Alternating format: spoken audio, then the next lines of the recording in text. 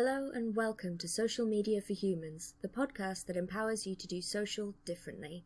Your host, Alexis Bushnell, and her guests discuss their experience of social media as business owners, users, and ultimately humans, with insights and advice to help you find an effective and ethical strategy that works for you. Grab yourself a drink and join the conversation. Hello. I am here with the lovely Nancy today. Do you want to introduce yourself and tell us what you do? Hello, I am Nancy, as you correctly said, and my pronouns are she and her, and I am the founder of True Horizon. I'm a sustainability advisor for small and medium-sized businesses. Essentially, that means that I help people embed sustainability and ethics into their brand, so they kind of know it's at the core of everything they do. Which is a really powerful thing to do, I think, because actually I saw one of your social media posts recently was about how it needs sort of ethics and that kind of thing needs to be the core of your brand. It can't be like a bolt-on. It can't be and we do sustainable stuff. It has to be the center of it, and everything, it informs everything else. So can you talk then about like why does it have to be at the center of everything? So there's a few reasons for that. One is to make sure that it's genuinely authentic. Like you don't want to be forgetting sustainability or ethics in certain areas of your business, because you will get found out and you will get called out on it. We've seen so many businesses do this. If it's not really in everything you do, it's not genuine and it's not authentic. And we really, really want to avoid that greenwash, that saying one thing and doing another. So that's really the key reason. But also, and particularly for small businesses, you wear all the hats, right? You're doing everything. You want to make this as low admin as possible. So while it potentially takes a little bit longer at the beginning to embed everything in, if you do that, it just means it becomes part of your everyday activities. It's not something that you have to think about as an afterthought. So it's actually about making your life easier as well. Like if you embed it in, and it is just, you're not constantly having to revisit decisions and go, oh, did I consider people or planet in that? You already know that you've done that. So yes, it makes it easier for in the long run. Exactly. And particularly as you scale and you grow, what happens a lot is, the founder has all these great ideas, but never actually gets it out. So that they haven't actually shared that vision with their employees. So if it's all set up and embedded in, then that's always going to be at the core of your operations and what you're doing, and you won't lose sight of it. Yeah. That's good. And that is something that's really important, because actually that's something that I've been thinking about. Is now I'm thinking about scaling is it's much easier when it's just me, because being sort of climate conscious is a part of my own value system and my own life. But when you start to scale and you're bringing in other people and you're more out there and in different ways and bringing in more systems and things like that, it's suddenly like, how do I ensure that filters out from me? Because it's not just me controlling everything anymore. Exactly. And it's just about, sometimes it's as simple as having those conversations. I think we forget sometimes. It's like, well, how do I know? And it's like, well, ask, speak to somebody. We do an onboarding sort of questionnaire, don't we, for most things? Could you put in an extra thing to say, this is how I do things, and are you happy to align with that? Do we share the same values? I had a client recently who came to me, and she was kind of quite a way down the line of onboarding a new client, and then found something out about them that she didn't sit right with her. And she was like, I wish I just had a process at the beginning that would have come out at the beginning, and I could have gone, I'm really sorry, I don't think we're a good fit. And so on that. So it was that kind of, how can I do that now? How can I write that into my sort of procedures so I know that I've captured that type of thing? Yeah, that's a really good idea, actually. But it was that sort of how do I figure this out that kind of led me to join your Climate Action Challenge, which was a few weeks ago now. Yes. It feels like a really long time ago, and also yesterday. That's because we live in a time warp at the moment. So what sort of inspired you initially to run that challenge at all? So what I've been finding, and I worked for a long time in the corporate world, so I was working with like big law firms and investment banks and that type of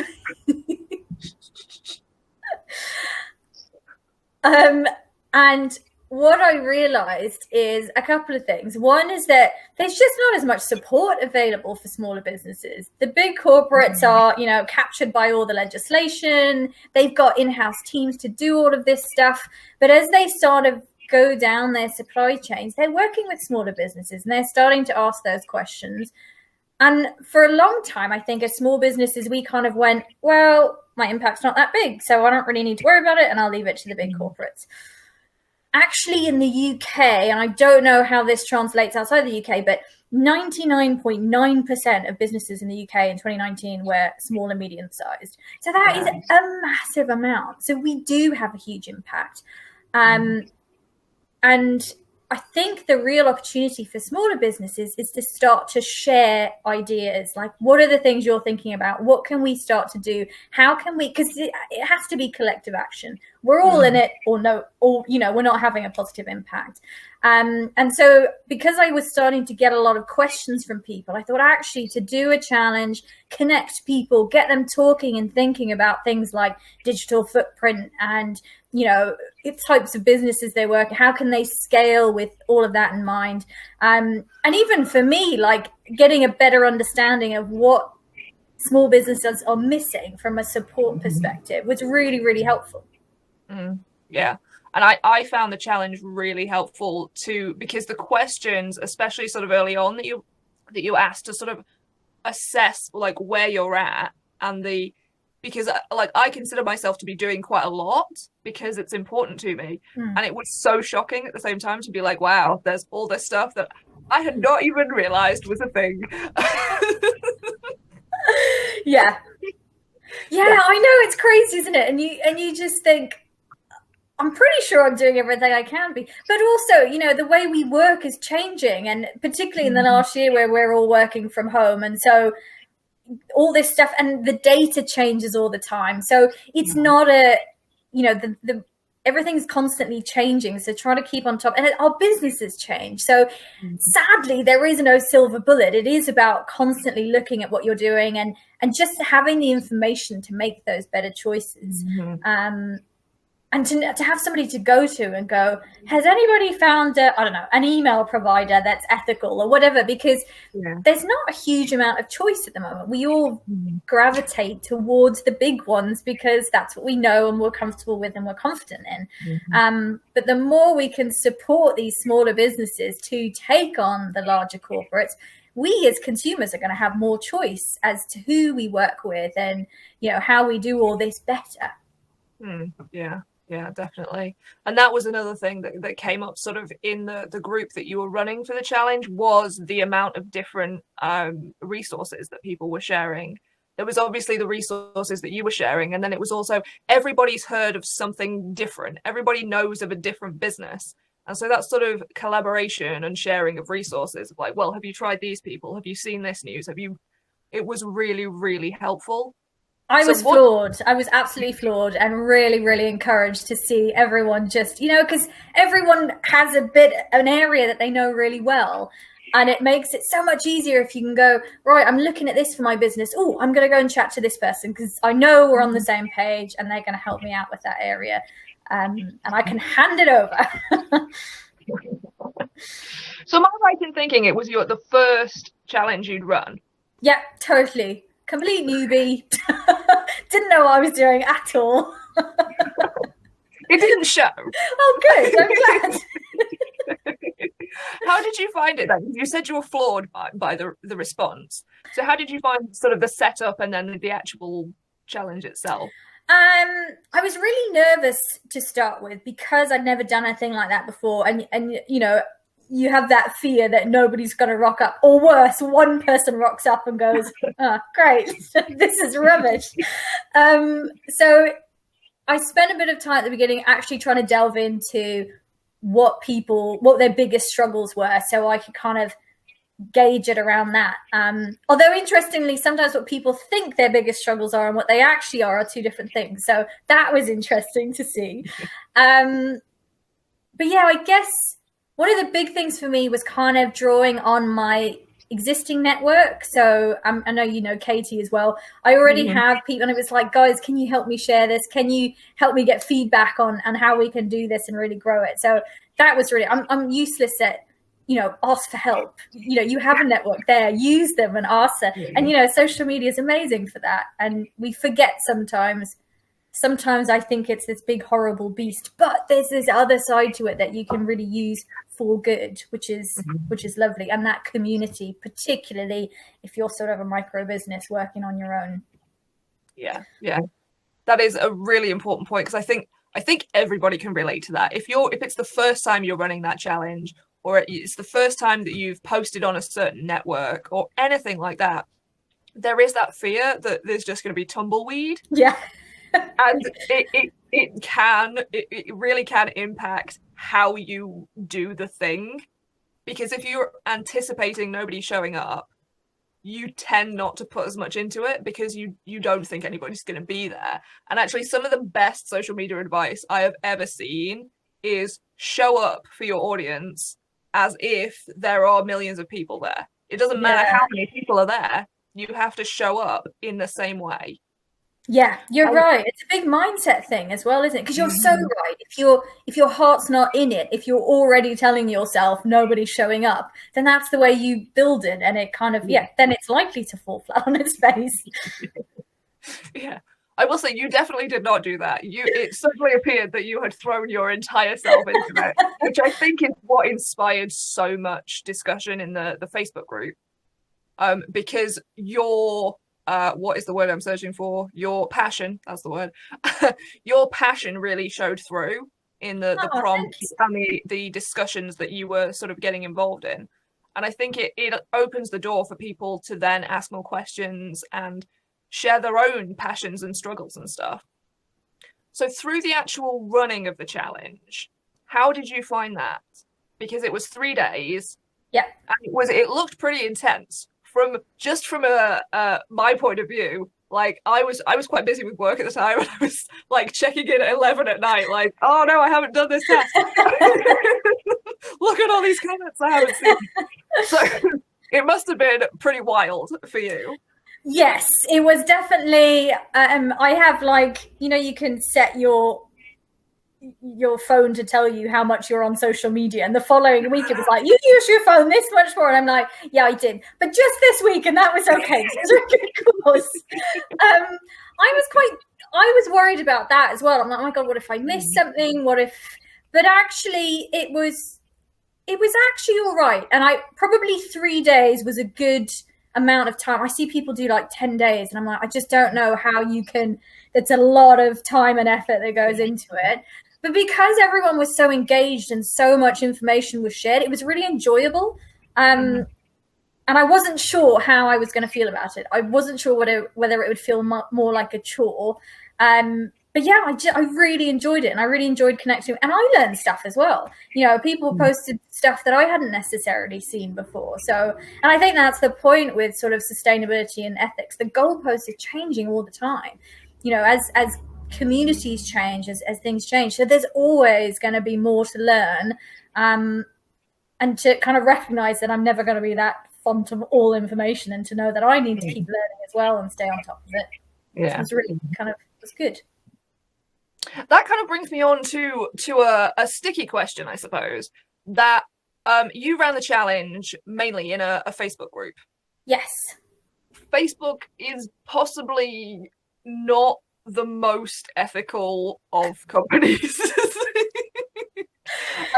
This is something that I come up against all the time, because I'm like, I want to do things ethically, but I work in social media.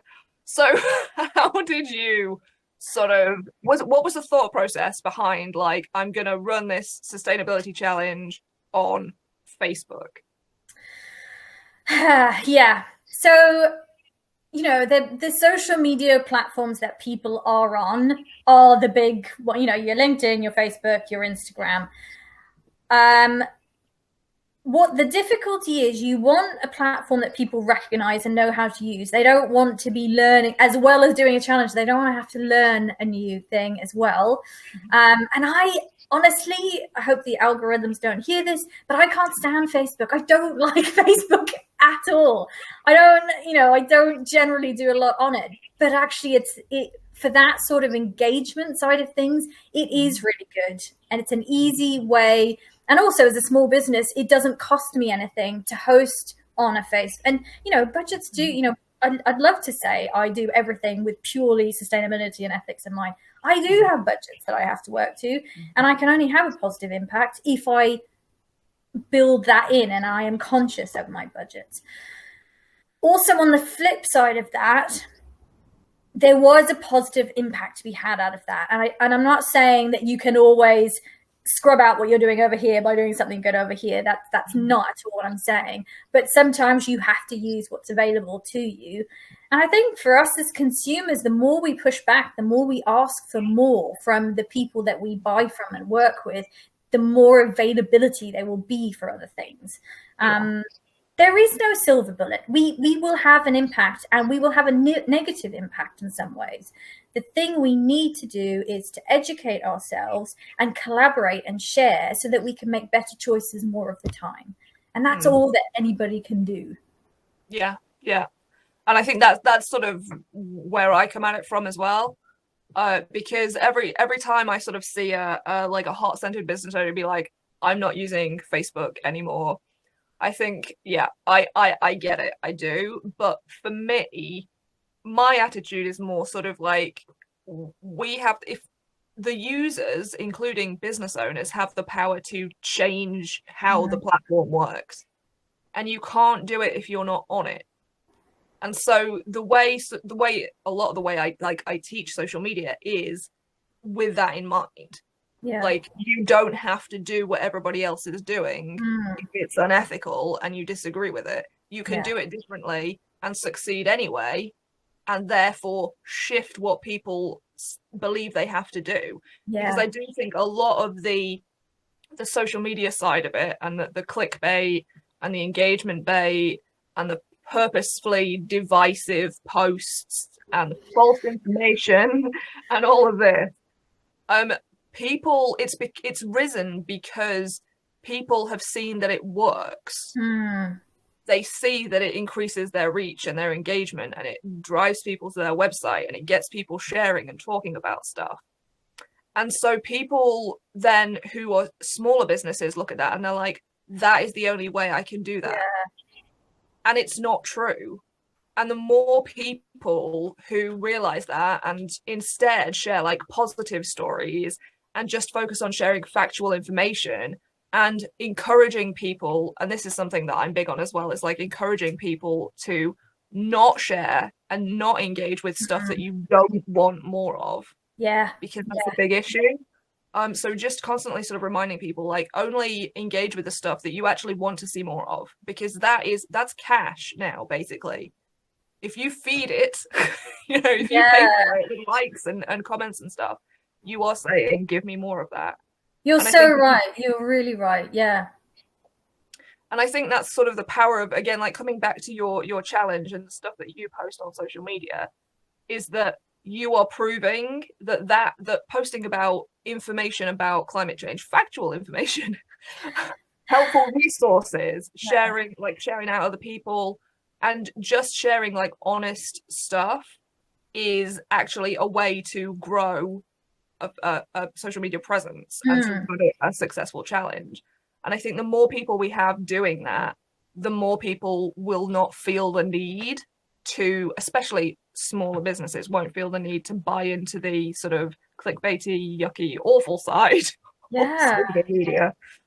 Yeah, agreed. And I like what you talk about, within it's about that community. And so often we think of community as a local, but there is, I've been the first, I don't know, maybe 6 months I was on Instagram. I just thought, it's so bleh. And then as I started to meet the right people and actually make friends on it, you kind of go, there is a different side to this. But you're right, it does take a bit more time to sift through and get out of it what, you know, if you want that positive experience, it's harder to find, but it is there. Those communities are there, and not, you know, set up, follow, whatever they call them, but actually because people genuinely care about what you're talking about and have an opinion, and a positive opinion, because I hate social media for eco-shaming. It's just, I loathe it. It's just, I can't think of anything more counterproductive than making people feel bad for what they're trying to make a good decision or a positive impact. It's just awful. Yeah, no, I have to agree, and it is rife, and it is one of the things that I'm going to start ranting now. I can tell. We're not supposed to rant on these things because it draws more attention. But honestly, it frustrates me so much that people would rather like leave abuse on the vegan account who said, "Oh no, I bought a dairy chocolate bar." And I'd had a really awful week, and it was just, I couldn't cope, and it just made me feel a little bit better for half a second, and just needed it. And the pile on those posts versus the company posts selling the dairy chocolate and the brands posting stuff about that. And I just think, really? That's the person who you, that person? It's just ludicrous. Yeah. Oh. Yeah. And I guess there's that protection of being behind the screen, isn't there? You don't actually have to back anything up. You can just leave your comment and run. It's like... Yeah. I think as well, some of it is that sort of, you're preaching to the converted on those accounts. You know that person cares. You know you can make them feel guilty. You know you can potentially stop them from doing it again. If you start talking to somebody who isn't vegan or isn't interested in climate change, it's hard. You know, you need facts and actual stories and information, and you need to come at it with some sort of compassion, for meet them where they're at. And there is a lot more that goes into that conversation, and it's hard. It's just, it's low-hanging fruit to go for the people who are already trying their best and slip up, because we're human. It happens. Exactly. I know. And it's just, it's horrible to watch. It is horrible to watch. Yeah, it is. And I think as well, it has a sort of opposite effect, because people then tend to stop posting so much about, like, not sharing that they're vegan, or that they're doing this low waste or zero waste or whatever challenge, or that they're doing these things. And so there is less stuff on social media of people talking about just being socially conscious every day. And that we need to #normalize it, but we do. We need, exactly. And we need to talk about when we stuff up. That's the point, because we're all going to do it. Yeah. You know, and what do we do? Just stop doing everything. You know, are we never going to get on a plane again? Yeah, some people might go, that's doable for me. Others go, no, it's not. And that's okay. But, you know, it's just trying to get some sort of balance and to change where you can. And actually, there's no possible way on earth that you can fix everything at once. So it's baby steps. It's okay. You know what? This month I'm doing this, and then I'm going to move towards this. And, you know, I think you posted about your, was it your period pants the other day? And that one took me forever. I was like, I can't do it. I can't move away from what I'm comfortable with. And then when I did it, I was like, oh my God, best change ever. Like, so much easier. And, you know, but it takes time. You've got to get your head around some of this stuff, because, you know, change is hard. Change is uncomfortable. Change is, by its very nature, it is. So, you know, just give people time to get their heads around it. And yeah. And actually, on that point, that post, I got so many DMs from that post, because people were like, which brand are you using? Can you send me the link? Can I ask you some questions about this? And nobody wanted to, like, post about it in the comments. They all DM'd me. And I was like, yes, the change is happening. But yeah, it really is. And actually, sort of on that point, I tried for so long to get menstrual cups to work for me, because all the advice was like, they work for everybody. You just need to find the right cup. You just need to find the right one. And okay, they're not cheap to just keep trying. No, exactly. Find out that they don't work for you. And eventually I came across some, I can't even remember where it was, about how actually the position of your cervix and things can make them not work. And I found that they leaked every single time. It didn't matter. Which would be infuriating. And so eventually I had to kind of unfollow all the people who were talking about menstrual cups, because the push for like, they suit everybody. If they don't work for you, you are doing it wrong. You have bought the wrong cup. And I was just like, no, my body doesn't like them. They don't work. It's not going to work for me. I need to find an alternative, not keep buying menstrual cups that I then can't use. Yeah. And it's not like not a sustainable solution. Pass it on to somebody else. So yeah, when I found like period pants, I was just like mind blown. This is the solution. Hurrah! So yeah, it was really heartening actually to see like the response on that post, like I say, in the DMs and stuff. I was like, yes, other people get it. Spread the word. I mean, you wouldn't say that to somebody like if you were talking tampon versus sanitary towel. If somebody said, I don't get on with tampons, you go, oh, yeah, sure, that makes sense. It's just weird. Why is it, as soon as it's like an eco-friendly thing, that you've got to do it because it's better for the planet, even if it makes you horrendously uncomfortable? Why? Yeah. Why can we not push for alternatives that don't make me uncomfortable and do work for me? Exactly, because I'm never going to stick to it if I'm uncomfortable with it. And then actually I'm going to be so put off on trying anything else because it was such an awful experience. Yeah. Which is not what we want. Definitely not. Yeah. I'm trying to think, how do we bring this back to social media now? Talking about period pants on social media. Okay, bringing it back. Well, even that, you realise that A, you weren't alone, and B, you made people comfortable to go, oh, great, I can try something else. Positive use of social media. Yeah. Actually, I think I'm going to pick up on the point that you were talking about a while ago now about sort of finding the right community, if you like. Because especially when you first start on a platform, you will be shown all of the popular big accounts.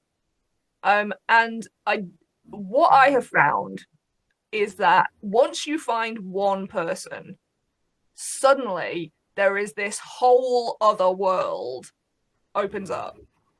And I find it because for clients, I have to find specific, like niche specific accounts and hashtags to follow for each of them. And it continually blows my mind to find entire other huge communities for totally different things on the same platform that I've been using. And I never see those things in my own feed. Wow. Because that's not where I hang out. And so, but it's because I use it all the time and I use it for clients and I'm doing that, I see it. And a lot of the sort of, especially with Instagram, I think, a lot of this feeling that Instagram is all influencers and perfectly polished accounts and stuff like this comes from the fact that people are just following the big people on there. And I do think if you can think of, I mean, even you can search keywords on Instagram now. So even if you pop in a keyword that is related to, some weird quirky hobby that you've got or something, you will, I guarantee you, find a whole group of people who are into that thing and posting about it and sharing each other's stuff and getting involved with each other's posts. And once you find that one person, you then find everybody else. Wow. And you start getting shown more of that stuff because you are then engaging more on that person's content, and Instagram's like, oh yeah, okay, they like this weird quirky thing, we'll send them more of that. Yeah, totally.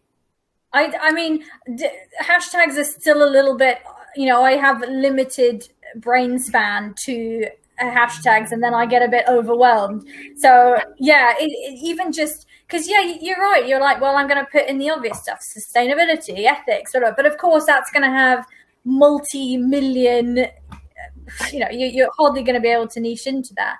But yeah, I think it's the time factor as well, because you have to keep doing it and be present on it to kind of get past that initial, you know, everything that I want about health and well-being is somebody in teeny tiny yoga pants. Well, that's not really what I was after, but thanks. Yeah. Getting warmer, but still not. Yeah, there is definitely a time investment for finding that stuff. But again, I think if you sort of decide that the time you're going to spend on social media, you're going to be active, because this is another problem that I think generally comes up, is the passive time spent on social media. When you are literally like, you just open the app and you're not even really looking, you're just like scroll, like, and like, I get it, you know, it is a good way to turn your brain off. Yeah. But if you instead sort of spent X amount of time a day or X amount of time a week purposely actively being on social media, where you choose to open the app and you choose to search for specific hashtags or keywords or people, and then actually leave them some comments and get involved in discussions that are happening and stuff like that, that is a much faster way to grow, especially on Instagram. But also, like, it makes social media feel nicer, certainly for me, because then you start seeing, in your mindless scrolling, you start seeing posts that you are actually interested in, that are actually like heartwarming, or they make you laugh, or they inform you about something that you didn't know about, rather than just a string of people in very tiny yoga pants. Not always bad, granted, but no, it's not. And if you love people in tiny yoga pants, more power to you. So yeah, I think it is sort of making the choice to actually be active on social media, rather than always just sort of passively consuming whatever is presented to you. And that is another way to make a big difference as well on social media generally, because the more you actively seek out smaller creators and smaller businesses and people, and you engage on those things, the more you tell the algorithms and the companies running them, like, actually, this is what we want. This is what we want to see in the main feed. This is what we want to be featured at the top of Explore. This is what we want. Yeah. And that is going to make a change. I think that's really good advice, because you're right. I think so often when we go into the app, we are ready to switch off a bit. And so you're not consciously doing anything. You are just scrolling and doing the odd like and going, I really need to comment on something. I'll just comment on this because it's vaguely something that's related. Yeah. Yeah, you're right. It does need to be like, there's nothing wrong with using it as like a time to switch off. But I think sometimes people think I need to be on social media. Yeah. And so they go on because they feel like they have to. And I think it is much more effective and generally better for you, in my opinion, to say, right, I'm going to be on social media on X day of the week or 3 days a week, and on those days I am going to actively be on social media. I'm actively going to be a part of whatever communities I want to get involved in, and not be on social media the rest of the time. Or if you want, choose 1 or 2 days that you're going to be active, and then let yourself passively scroll the rest of the time. But if you sort of set aside that time and you choose to go on, like, not when you've finished your workday or whatever, and you've finished homeschooling or doing whatever you're doing, and you're already exhausted, and you've put the TV on, and you're just like, I'm gonna do some engagement now. Swear. And it doesn't have to be that long either. You don't need to set yourself sort of huge goals of like, I'm going to engage for an hour every day. Like, you don't need to. You really, why? Why? There's a lot of content out there. You're still not going to get through it. You could spend all day every day. You're not going to see it all. Yeah. It's fine. Yeah. Yeah, it's true. Yeah, I think particularly as small businesses, it feels like, oh, this is the easiest way to market to as many people as possible. And so we get drawn into that. And in some ways, I guess it is, but in other ways, unless you're being quite targeted about what you're doing, it's still just scrolling through Instagram. It's not necessarily a productive anything. Yeah. It is a common misconception, and something actually that comes up a lot in like social media manager circles is this like, well, I have an Instagram account, so I can do Instagram as a business. Yeah. I have a Facebook account, so I can use Facebook for business. And it is so not the same thing. And I know a lot of people are like, well, you would say that because you're a social media manager. And it's like, but really though. Yeah. You don't know what you don't know. It's true. And something that people actually, coming back to challenges on social media, something that always comes up in the challenges that I run when I do like an Instagram challenge or a Facebook challenge or whatever is like, wow, once you start looking into it and actually learning about it, there is so much more to it. I can only imagine. I'm a bit rubbish at it, but I recognize that I'm a bit rubbish at it. But yeah, it's frustrating to see, but it has that sort of flip side of there are people who are like, oh, I know how to use social media for business because I use it for personal. Yeah. And then there's also people who go, wow, there's just so much, so complicated. I will never be able to learn it, so I'm just not going to try. And it's like, no, but it's not like, yes, it's complicated, but it's also not that complicated. Yeah. Like there's a lot to it, but also at the core, it's pretty simple.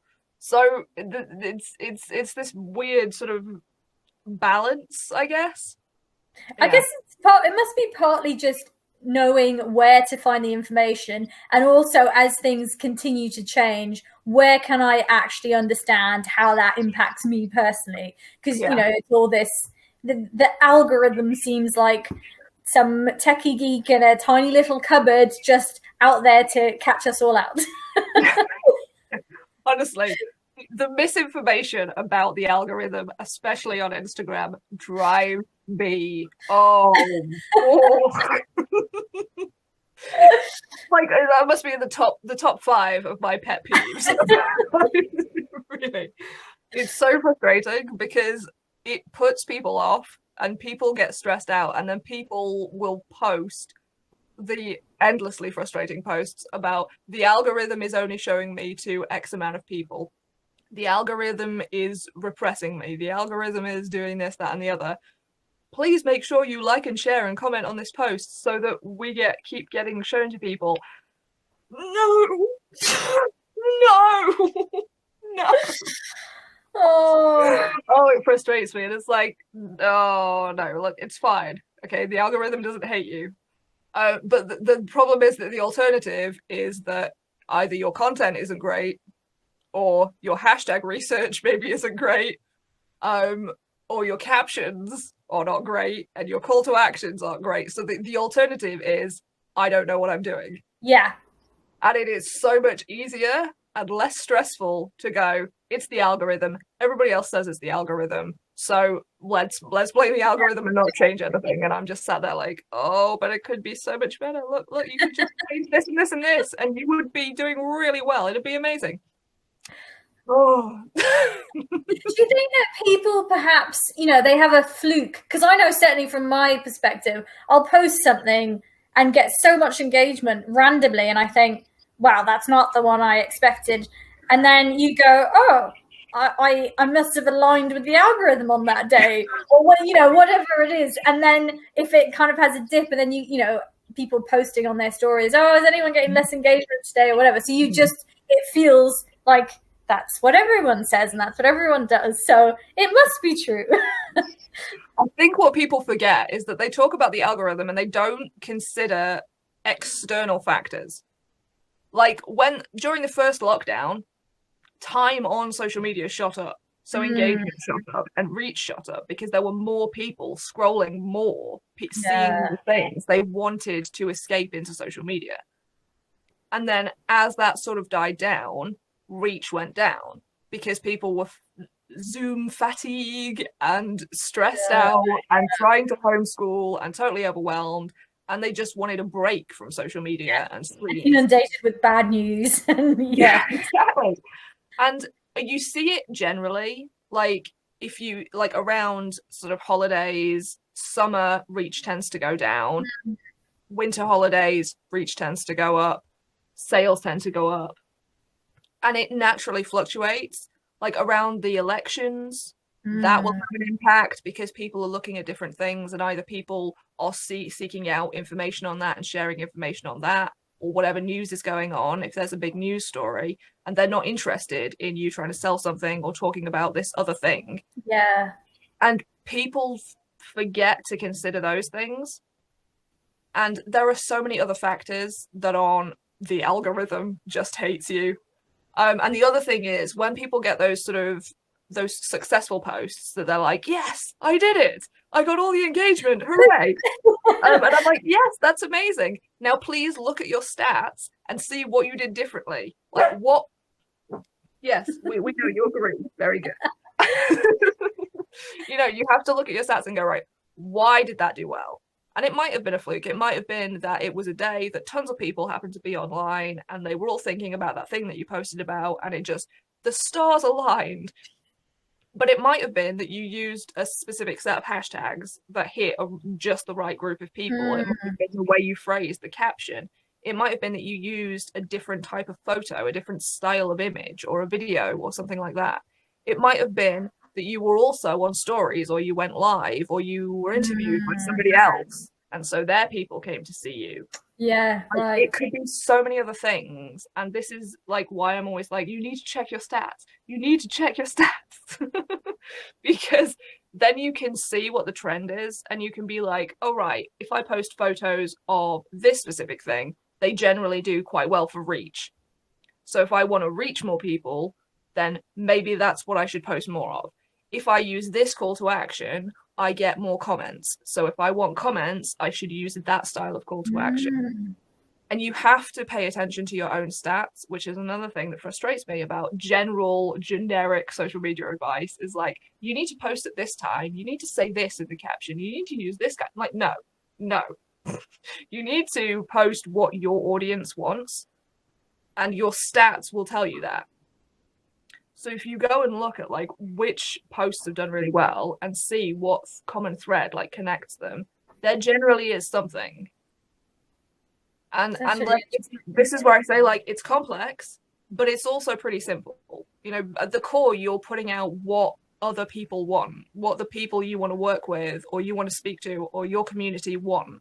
But the how you figure that out can be complicated. Yes, yeah, definitely, exactly. It's like a puzzle. What link these things? So your post that did very well. I'm gonna ask you to dredge your memory now. What was it about? Do you know? Normally, actually, the ones that do well are the personal ones, like something about me, and I think it's more, I do these really great posts about people are going to love this because they're going to get this really useful piece of information, and it's cricket. And then you go, here's my dog a lot, here's my dog, and we went for a walk and we got some fresh air, loads of comments, loads of just something that was just maybe even completely unrelated to the environment or whatever. You're like, okay, right. Everybody loves a dog, though. Yeah, exactly. I have noticed that one, and I do take advantage. Bless her. She's like, another photo, really? Get it out there. Photo of the dog. Caption about this really important climate change. Exactly. Yeah, because the animals matter too. My dog would like you to save the planet because. Yeah, exactly. So coming back to your challenge again, Yeah.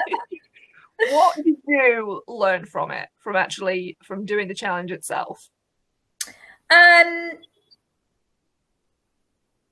That there really is a community that cares, and it was really positive, because you do start to think, God, are we doomed? Are we actually doomed? Has everyone just forgotten and doesn't care enough? Or unless David Attenborough is releasing another documentary, we're all going to forget.